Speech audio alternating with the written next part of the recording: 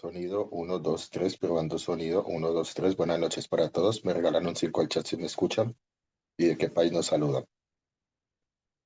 Fuerte y claro, profesor, desde Ecuador, Oscar Moreira. Hola, Oscar.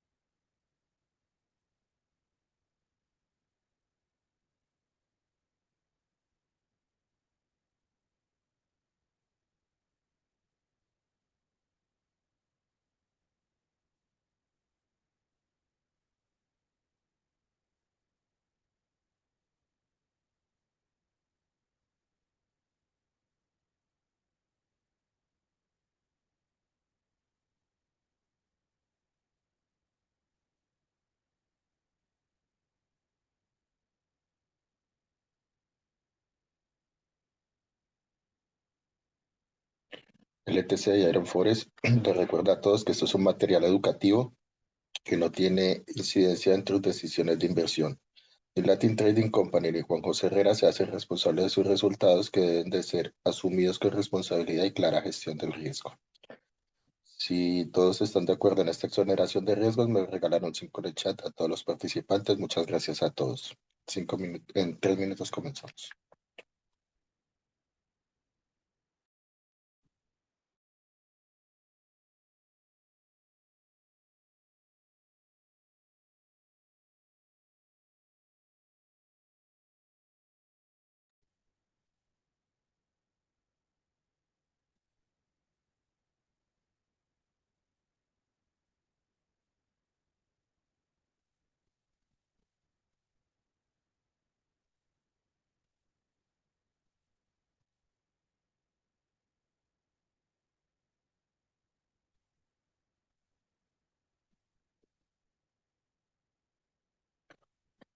Bien, vamos a iniciar el día de hoy. Mi nombre es Juan José Herrera, director de la compañía Latin Trading Company, Universidad Profesional de Trading Latinoamericano. Como cada lunes vamos a estar viendo lo que es el Zoom o el en vivo que tiene que ver con visión semanal de mercado. Vamos a ver primero lo que tiene que ver los aspectos geopolíticos y macroeconómicos. Y luego veremos algunos activos financieros para esta presente semana. Bien, iniciamos con las claves de la semana. El contenido de este webinar hablaremos sobre Rusia gana la ciudad de Advinka, Zelensky habla Múnich del déficit de munición, Israel pone fecha límite para la liberación de rehenes o entrarán a Rafat el 10 de marzo, Goldman Sachs sube sus predicciones sobre el S&P 500, China aumenta el consumo turístico más de un 47%, Biden no está seguro de poder enviar la ayuda económica a Ucrania antes de perder más terreno. Canciller alemán habla del presupuesto del PIB para las armas y la preocupación en el comercial real estate. El nuevo comandante en jefe del ejército de Ucrania, el general Alexander Sirski, ha ordenado una retirada total de las posiciones de combate en las ruinas de la ciudad de Advinka, un barrio a las afueras de la capital de la región de Donetsk, quien llevaba manos ucranianas desde el 2014. Tras 3 intentos fallidos de conquista rusa en los últimos meses, soldados con grandes pérdidas, la preocupante falta de munición de los resistentes ucranianos han hecho imposible continuar con el combate que Ucrania afrontaba con inferioridad de un soldado por cada 7 rusos. Hay un problema de déficit de munición y de armas en cuanto a la ayuda que se retrasaba de parte de los Estados Unidos y la ayuda europea no ha sido suficiente para contrarrestar este ataque inminente de los rusos que se han tomado uno de los fuertes más importantes por el cual se estaba dando la resistencia de parte del ejército ucraniano. A lo último terminaron en un porcentaje de 7 rusos por cada soldado y de 7 balas rusas por cada bala ucraniana, algo que definitivamente fue insostenible para el ejército ucraniano. En su intervención en la Conferencia de Seguridad de Múnich, el presidente Zelensky de Ucrania retiró los llamados a aumentar el suministro de armas por parte de Estados Unidos y sus aliados europeos. El presidente ucraniano, Volodymyr Zelensky, advirtió de sus aliados de la escasez de armas a disposición de su país y corre el riesgo de darle a Rusia un respiro. En este sentido, el dirigente subrayó la necesidad de poder contar con artillería y armamento de largo alcance. ¿Cuál es la importancia de esta noticia? Sabemos que la guerra de Rusia y Ucrania es uno de los importantes catalizadores que tenemos a la hora de las materias energéticas y por el cual también el oro ha llevado a esas cotizaciones. Cuando vemos ambientes de paz, vemos que el oro cae. Cuando vemos ambientes de extensión de la guerra, vemos que el oro sigue siendo de nuevo refugio en este sentido.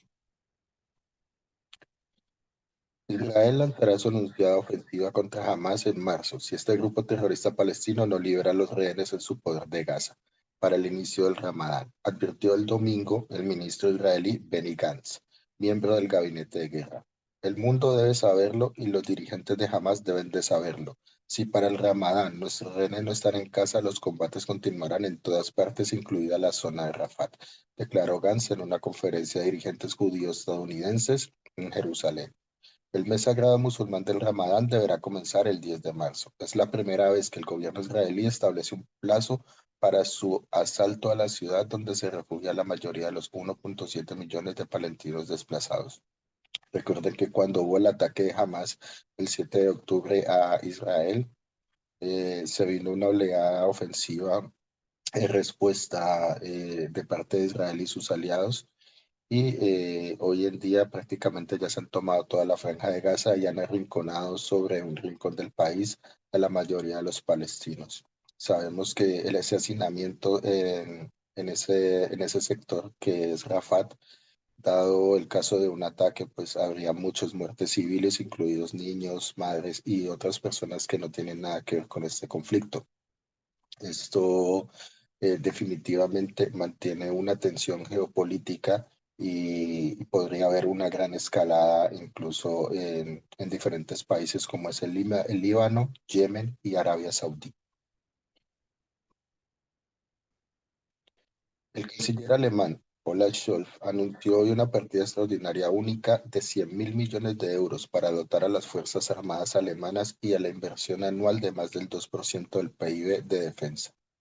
No atendemos sin pero a nuestro deber de la asistencia a la OTAN. Se lo ha dicho también a nuestros aliados en Europa Central y Oriente que temen por su seguridad.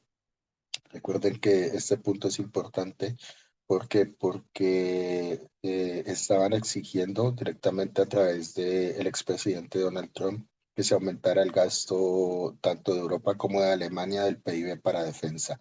Además, esto también rearma de nuevo a Europa para su defensa, ya que después de la caída del muro de Berlín se decidió prácticamente desmantelar todo lo que eran las fábricas y todo lo que era, digamos, de cierta manera, material bélico, porque se estableció un ambiente de paz durante varios años en Europa. Esto hace muy vulnerable y muy dependiente de la defensa tanto de la OTAN como de Estados Unidos a Europa. Para quitar esa dependencia estarían buscando aumentar el gasto del PIB en defensa, no solo en Alemania, sino en gran parte de Europa.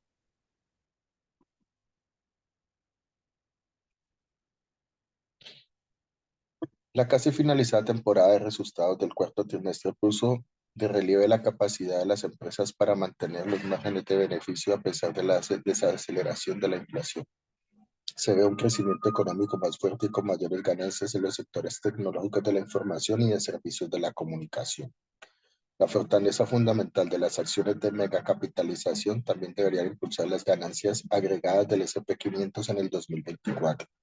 Los riesgos al alza más claros para nuestras previsiones de BPA son crecimiento del PIB más fuerte de lo que anticipamos. Actualmente, continúan sorpresas al alza de las ganancias por parte de megacapitalizaciones.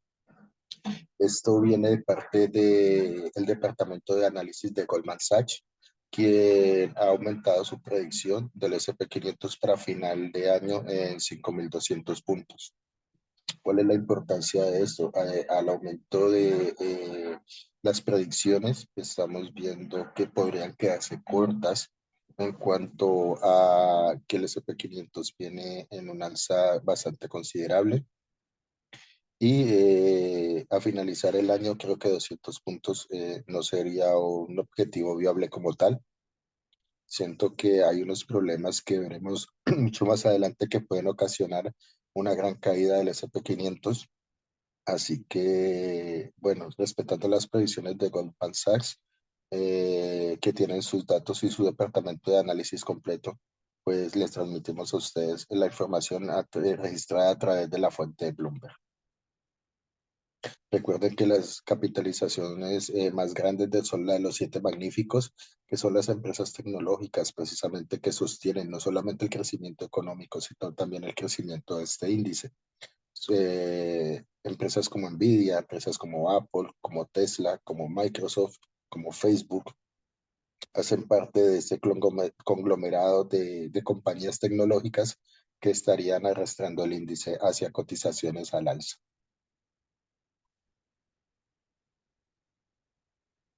Bien, llegamos a uno de los temas más sonados dentro de esta semana y es el tema de cómo se está afectando a través de las altas tasas de interés lo que son los rates o los leasing spread, que en español vienen siendo como los bienes raíces.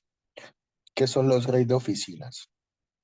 El rate de oficinas son inversiones relacionadas con la propiedad, la gestión o el desarrollo, la operación y el arrendamiento de edificios y de oficinas. Los rates de oficinas invierten en propiedades de oficina que luego se alquilan como espacios de oficina a empresas. Estos rates se centran en el desarrollo o en la adquisición de propiedades comerciales a gran escala y son responsables de gestionarlas y alquilarlas. A ver, vemos como a través de la pandemia hubo una gran caída en cuanto a el tema del trabajo sobre las oficinas.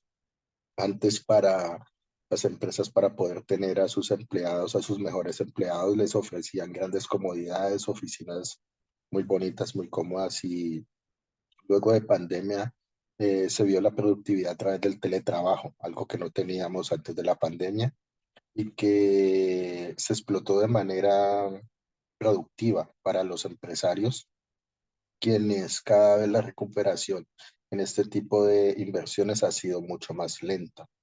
Entonces, si bien es cierto que aquí hay una exposición muy grande que tienen bancos, inversores y fondos de capitalización, así como empresas también que capitalizan en bolsa y que dependen de los márgenes de beneficio que obtienen a través del alquiler de centros comerciales, a través de las oficinas. ¿Qué pasa con esta inversión? Entonces, si no está siendo rentable, si vemos que la rentabilidad rodea el 5 o 6%, y siendo atractivos otros instrumentos financieros como es la bolsa o la renta variable y como son los bonos americanos o bonos alemanes, estaríamos viendo un importante traslado de cartera y un importante, eh, digámoslo así, un traslado del capital que se viene registrando. Si bien es cierto que el mercado tampoco presenta mucha liquidez, es decir, estos activos no son fácilmente convertibles a dinero, sino que por el contrario, se ha estancado mucho la venta de estas bienes raíces, por el cual está generando muchos problemas de mantenimiento y de sostenimiento para las compañías que tienen su dinero invertido en el mercado de bienes raíces comerciales y más que todo de oficinas y de centros comerciales. ¿Cuáles son los riesgos de los rates de oficinas? Si bien es cierto, aquí ustedes están viendo esta caída del beneficio que hoy se encuentra por el 4,57%. Los riesgos que tienen a través de estas inversiones son la demanda volátil, ya que la demanda de espacios de oficina ha disminuido en los últimos 2 años a medida que la pandemia del COVID-19 promovió un estilo de vida de trabajo remoto. Las ventajas de trabajar desde la casa, como la reducción de los costes operativos y la posible mejora de la productividad, han incentivado a muchas empresas a adoptar permanentes a una estructura de trabajo a distancia. Las altas tasas de interés significan que la deuda se ha vuelto cada vez más cara, dado que el sector inmobiliario está muy apalancado. ¿Qué quiere decir muy apalancado? Quiere decir que muchas de estas inversiones de nuestras propiedades han sido a concesiones de hipoteca. Y esto, a través de que la hipoteca es a término variable, quiere decir que cuando suben las tasas de interés, el Banco Central, los bancos también suben las tasas de hipoteca y los inversores que tienen exposición en estos instrumentos financieros, pues cada vez mes a mes terminan pagando más por estos inmuebles y sin alquilarlos, los vender, está desangrando a estas compañías y posiblemente se podría ver algo muy similar a la crisis financiera del 2008. También como tenemos la crisis bancaria en vilo, este tema de los repos que les hablé la semana pasada, y este tema hoy de esta semana, que es el tema de los rates o de las oficinas y centros comerciales. Aquí vemos la tasa de interés, perdón, la tasa de hipoteca a 30 años de los Estados Unidos. Vemos cómo desde el año 2022 y especialmente sobre el año 2023 y 2024 se ha disparado las hipotecas que antes, si bien pagaban cerca del 2% para el año 2022, hoy están pagando por encima del 6 7 casi 7%.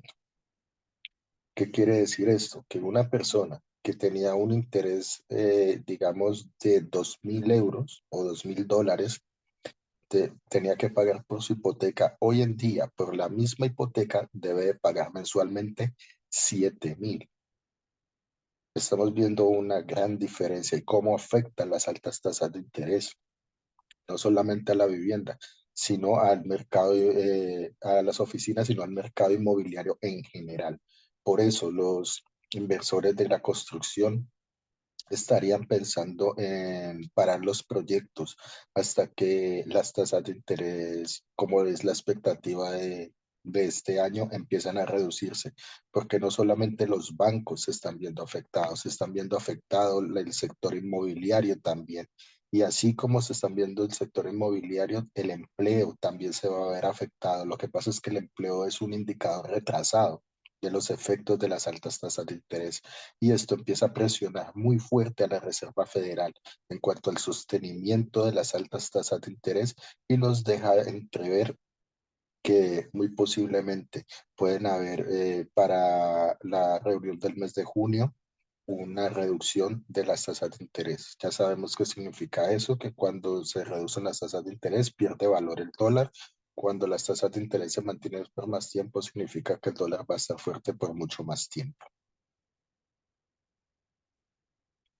¿Qué pasaría si el real estate?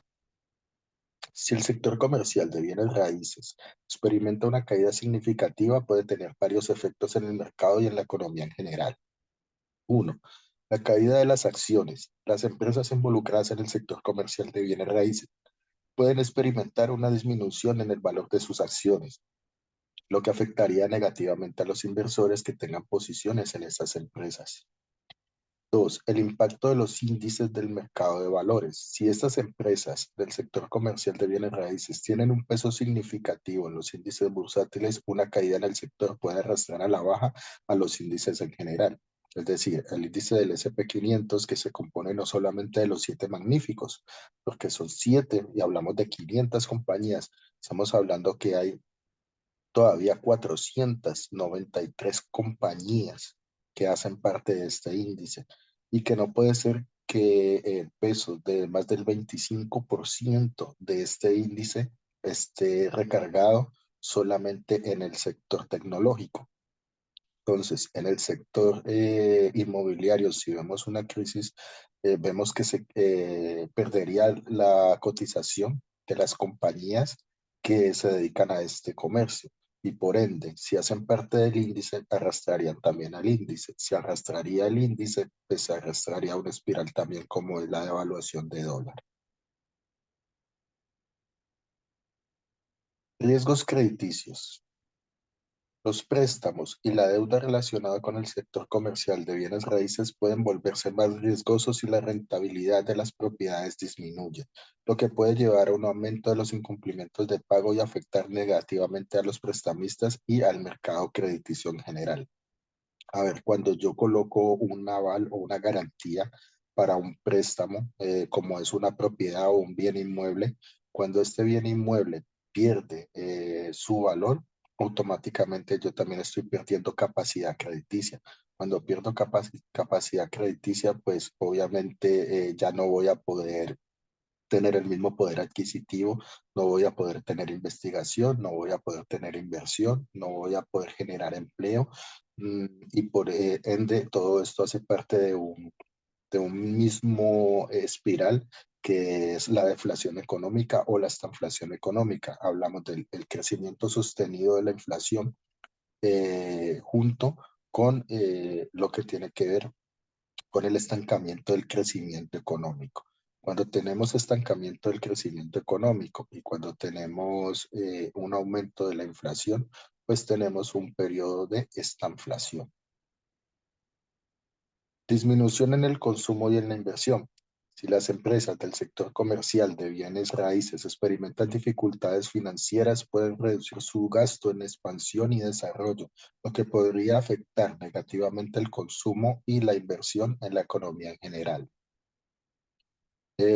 Si una empresa que se dedica a la construcción ve que las tasas de interés no le favorecen para poder endeudarse y un proyecto que, digamos, quieren construir, no sé, 3 edificios y estos edificios obviamente son apalancados por estos préstamos, pues se retrasaría un poco más hasta que las tasas de interés bajen, teniendo esto como consecuencia que va a generar menos empleo, porque sabemos que la construcción es uno de de las fuentes más grandes que tiene la economía para la generación de empleo.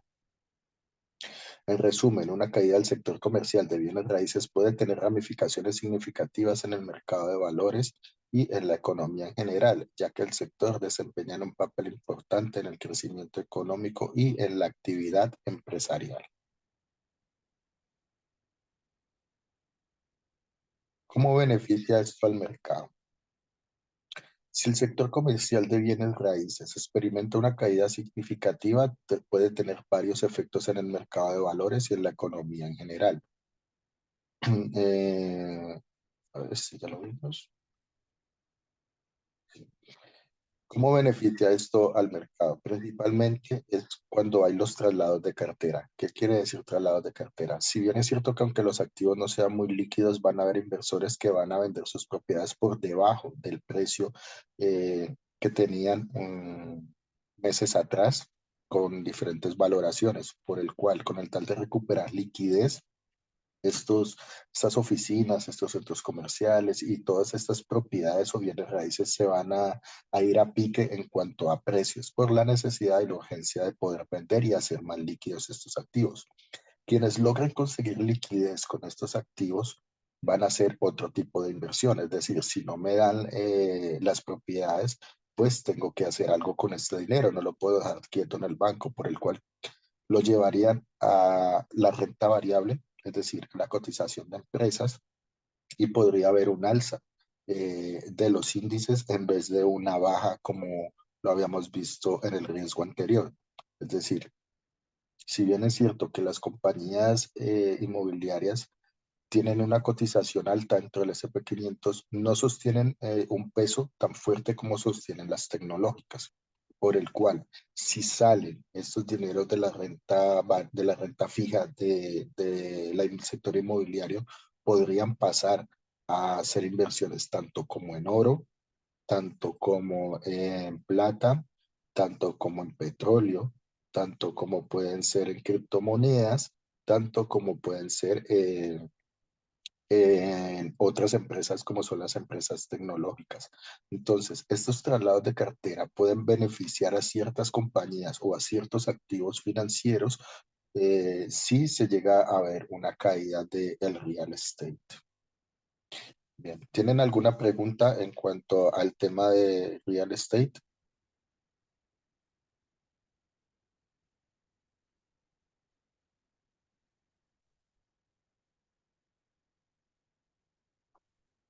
Pueden escribir en el chat o pueden abrir su micrófono.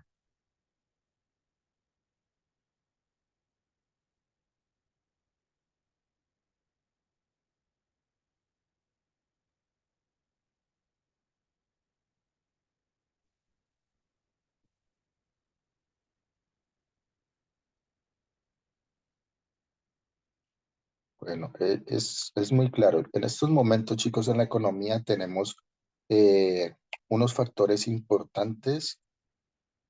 Sí, don Gustavo me hace una pregunta muy importante. ¿Hay alguna forma de anticipación a crisis inmobiliaria? Sí, claro que sí. Lo que estamos haciendo, viendo en el real estate, lo que estamos viendo con la tasa hipotecaria, es una forma de tener indicadores adelantados de cuando una economía, más que todo el sector inmobiliario, se empieza a afectar. Recuerden que en el 2008 tuvimos una crisis inmobiliaria por parte de los bonos basura que se vendieron a través de la idea de que todas las personas pagan la hipoteca de su casa. Si todas las personas pagaran la hipoteca de su casa, pues obviamente vender seguros sobre hipotecas no tendría sentido, por el cual se hicieron, digamos, los de la vista gorda y todas las personas que querían adquirir este tipo de préstamos se fueron de libre inversión, vendiendo las deudas y vendiendo las deudas y vendiendo las deudas que tenían de banco a banco. Esto llegó a un punto insostenible donde los impagos y donde la capacidad crediticia del, del ciudadano de a pie, de la clase media común, se ve muy afectada.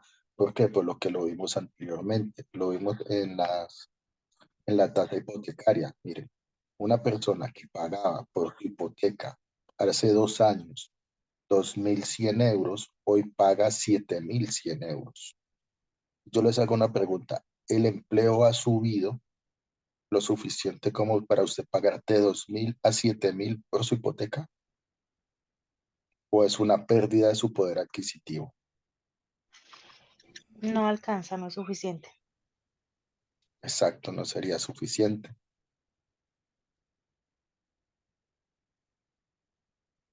Los catalizadores que nosotros podemos ver precisamente están arraigados por lo menos a las criptomonedas. Ustedes vieron las criptomonedas, cuánto subieron en este último mes. ¿Por qué? Porque las personas que tenían otros fondos, que tenían diferentes inversiones inmobiliarias, han preferido saldar estos bienes inmuebles para poder tener una menor exposición durante la caída que se puede dar del real estate. Entonces, lo que hacen los inversores es cubrirse o tratar de hacer estos activos líquidos. Mientras más personas vendan más oficinas o mientras más oficinas estén en venta, pues mucho más económicas van a ser, porque si yo tengo la forma de escoger entre varias oficinas y si tú tienes, digamos, un artículo que vas a vender y hay 5 personas que están vendiendo el mismo artículo, tú no tienes exclusividad, tú no puedes venderlo a un precio elevado, tienes que venderlo al precio o por debajo del precio de mercado.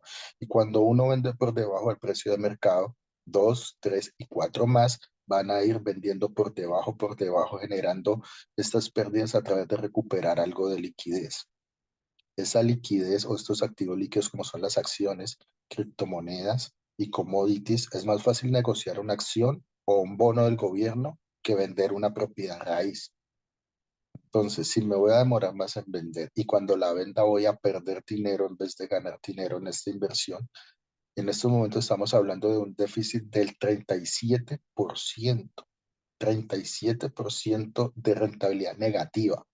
Es decir, por cada propiedad que tengo, pierdo un 37% del valor. Y cuando yo la vaya a hipotecar, me la van a cotizar por mucho menos. Pero cuando voy a pagar la hipoteca, me la van a cotizar por mucho más. Entonces, este desajuste del sistema inmobiliario también desajusta el sistema bancario. ¿Por qué? Porque los bancos son los más expuestos porque son los inversores que tienen estos activos financieros. Y si estos activos financieros, los bancos no pueden salir de ellos para generar liquidez y les están generando rentabilidades negativas, lo que estamos viendo es que los beneficios corporativos de estas compañías, de estas empresas, se van a ir cada vez decrementando su patrimonio y buscando una solución a esto ya no le correspondería a la Reserva Federal como tal, porque si bien sabemos que la Reserva Federal te compra los bonos, te hipoteca los bonos, no te va a hipotecar la oficina, no te va a abrir una ventanilla de liquidez para que tú traigas tus edificios y yo te los pueda comprar, o sí lo podría hacer en un caso tal de que se ayudara con una política fiscal más amplia, es decir, que el gobierno interviniera para evitar esta crisis. Mientras tanto, seguimos en vilo en cuanto a lo que es el balance de la Reserva Federal y qué activos tiene en su cartera. Y a través de esto podemos ver que la relación entre el S&P 500 y la relación entre el balance de la Fed es casi de un 80%. ¿Qué tan peligroso y qué quiere decir esto? Quiere decir que prácticamente la deuda corporativa la está comprando la Reserva Federal y esto va en contra de su política monetaria, que es retirar liquidez del mercado. Si tú quieres retirar liquidez del mercado, por un lado, pero por otro lado estás dando una ventanilla para que los bancos puedan tener sus activos y se los paguen no solamente al valor de mercado, sino al valor que ellos adquirieron. Es decir, que si yo compré una casa en $1.000 y ha perdido el 50%, o sea, el valor de mercado hoy en día sería $500. Pero cuando yo la llevo a la ventanilla del Banco Central, el Banco Central no me la va a pagar en $500, me la va a pagar en los $1.000 que yo la compré. ¿Y esto qué debe de hacer el Banco Central? Necesita imprimir más dinero. Imprimir más dinero significa más inflación. Y si subo las tasas de interés para quitar la inflación, pero por otro lado estoy generando liquidez de mercado, entonces estoy haciendo que los bancos tengan más dinero ¿para qué? Para que den más préstamos. Y si lo que estamos subiendo las tasas de interés es para que las personas no adquieran préstamos, estamos haciendo digamos, un juego de equilibrio que al final no va a permitir que la inflación remita a las metas del Banco Central y por el cual las tasas de interés deberían mantenerse altas por mucho más tiempo. Y ya estamos viendo qué pasa con las tasas de interés. Miren las hipotecas. Si hoy pagaba 2.100 2 años atrás, ahora tengo que pagar 7.000 por mi hipoteca. Ya no se hace rentable ni siquiera alquilar, porque yo compro una propiedad y la alquilo. Pero si la renta, más los daños que tenga esa propiedad durante todo ese tiempo, que le toca al propietario pagar, no van a ser ni siquiera sostenibles. Entonces, ¿qué hago yo con esta inversión? Vendo la casa y me compro algo que sí realmente me pueda generar un beneficio. ¿Qué sería ese algo? Oro, criptomonedas, petróleo, empresas energéticas, empresas tecnológicas. Entonces, si nosotros nos adelantamos a esta crisis, estamos adelantándonos a los movimientos futuros de mercado. Si adelantamos la crisis bancaria, estamos adelantando a los movimientos del mercado. Ustedes dirán que tiene que ver esto con trading. O sea, es realmente todo lo que tiene que ver con trading, porque es de aquí donde los inversores y el dinero es uno solo. El dinero no son dos dineros, bueno, sí son dos dineros, uno físico en papel y otro digital, pero el dinero en sí es uno solo. Y el crédito es otra parte del dinero.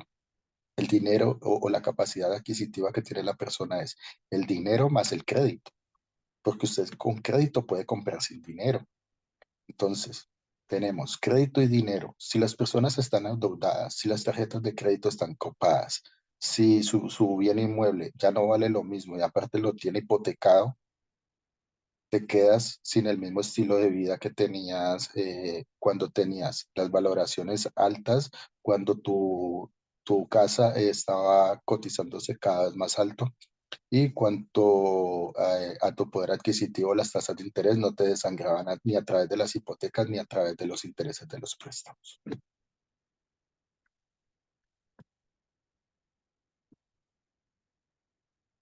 Aquí vemos un análisis técnico para el par libra dólar que se muestra en un escenario algo desfavorable con el índice de fuerza relativa RSI actualmente en territorio negativo. El RSI diario sugiere que el impulso reciente ha sido predominante impulsado por los vendedores, lo que se ve reflejado además por el historiograma de MACD, imprimiendo constantes barras rojas indicando un impulso negativo. Observando la posición general de la tendencia del par, aunque los bajistas parecen tener el control a corto plazo con el par operando por debajo de la media móvil simple de 20 periodos, los alcistas mantienen su dominio en los marcos de tiempo más grandes, ya que el par aún no se ha operado por debajo de la media móvil de 100 y 200 días. En este sentido, los indicadores sugieren un momentum plano mientras los participantes del mercado esperan nuevos catalizadores, pero que la tendencia general favorece a los vendedores a corto plazo, pero a la tendencia macro le favorece a los compradores. Y por último, este análisis del USD, JPY, donde vemos que el precio permanece estable alrededor de los 15.000 puntos en medio de la sesión tranquila de vacaciones en Estados Unidos del 20 de febrero. El USD en 150.3 estabilizándose en medio de una negociación tranquila por la jornada festiva. Los alcistas apuntan a una ruptura por encima del máximo del año hasta la fecha 150.88 con objetivos de 151.91 y más. Una caída por debajo de 150 puntos podría provocar pruebas del soporte más bajo, ya que los indicadores técnicos sugieren marcadores cruciales. El dólar yen cotizó de lado durante una sesión de negociación volátil la tarde del lunes. Con Wall Street cerrado en observancia del día del presidente, el momento de escribir este informe, el par se negocia en 150.13 sin cambios. Desde una perspectiva técnica, el dólar yen está neutral con un sesgo alcista, pero parece haber alcanzado un pico alrededor del área de los 15.000 puntos, mientras las autoridades japonesas amenazaban con intervenir en los mercados de divisas. Sin embargo, los alcistas siguen al mando y si logran llevar la tasa de cambio por encima del máximo del año de la fecha anterior a 150.88, esto exacerbará un rally por encima de la cifra de los 151 puntos. Como compradores apuntando al máximo del 2023 en 151.91. Una ruptura de este último expondría la marca de 152 puntos. Por otro lado, si los vendedores arrasan la tasa de cambio por debajo de 150, busque una caída inicial hacia el Tenkai-sen en 149.25. Una vez superado el siguiente objetivo sería el Senoko Span a 148, seguido del Kinju-sen a 147. Estos son niveles del indicador Ishimoku de uno de los mejores indicadores para llevar el par dólar yen. Muchas gracias a todos ustedes por su asistencia. Si tienen alguna duda, pueden contactar con nosotros en nuestras páginas y nuestros canales de Instagram. Les recuerdo a todos, por favor, dejar su like en los videos de YouTube, ya que ayudan al algoritmo a mostrar esta información a muchas más personas. Y he visto que ninguno de los 19 participantes nunca colocan un comentario. Es una forma de agradecer la levantada a las 3 de la mañana, los 12 grados de frío y todo el trabajo que lleva generar estas diapositivas. Muchas gracias para todos ustedes.